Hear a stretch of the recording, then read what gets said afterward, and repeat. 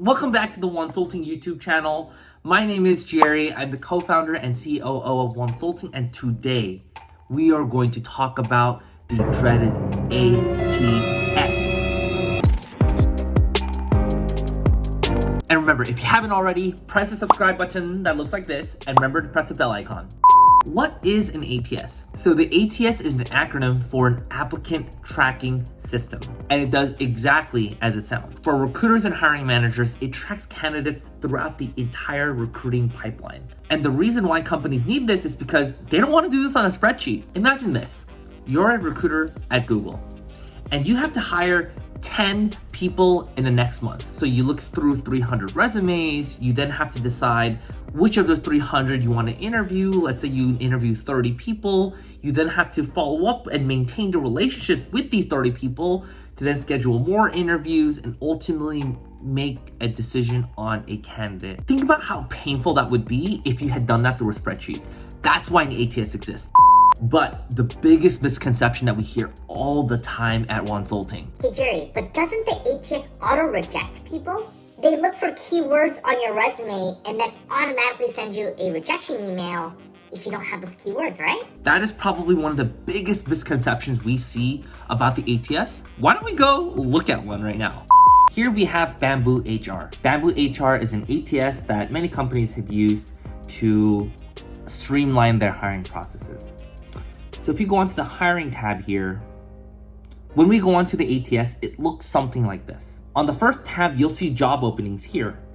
And on the second tab, you'll see candidates here. Companies use this to organize all their job openings, all their candidates, so that they don't need to manually do this. So let's go ahead and add a job opening.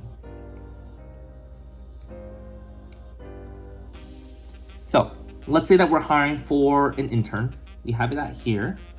We then have the hiring lead as Adam, goes in finance. Say it's an intern, minimum experience is entry level, then go Wonsulting intern will provide career tips to people. Why don't we have this in Vancouver, Canada, then have it at $20 an hour. We then get to choose what application questions we want them to answer. Because we're not cruel, we're gonna make this as simple as humanly possible and just make them submit their resume. And then we save the job opening. So this is what the job application looks like internally in an ATS. On the top half here, you'll see that there's information about the role. But on the bottom half here, this is where they keep track of all the candidates. So for example, let's say we add a candidate. So let's add a candidate, let's add myself. We'll add in a resume, click save. Boom. Now my resume is uploaded onto the ATS. So you see here how in the ATS, this keeps track of the candidate and the job openings.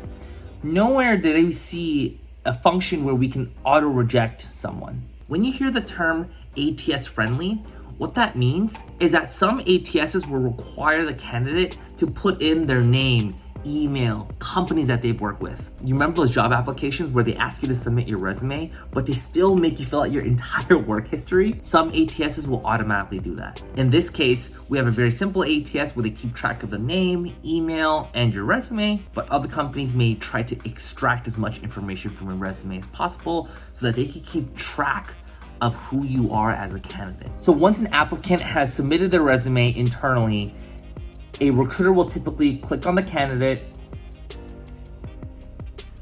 they'll go through their information, and with that information, they'll make a decision as to whether or not they want to screen you.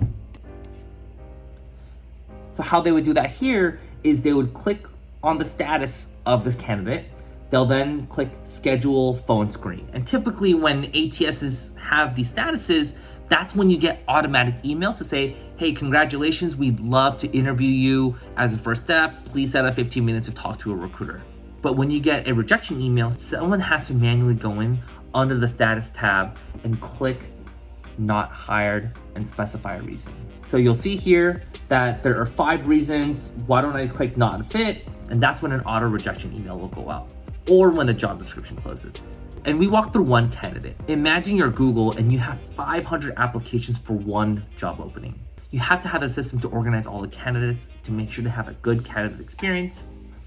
That's where an ATS comes in. So in short, an ATS does not auto-reject you.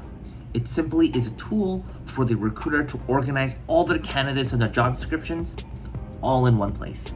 Hopefully that sheds a little bit of light on what the ATS is, why an ATS is important. But if you want an ATS-friendly resume so that it parses well through the ATS to make your recruiter's life easier, click on the link in the description box below. Thank you so much for watching. I hope you found this helpful. If you want to learn how to kill your interviews, click here or here. And until next time, peace.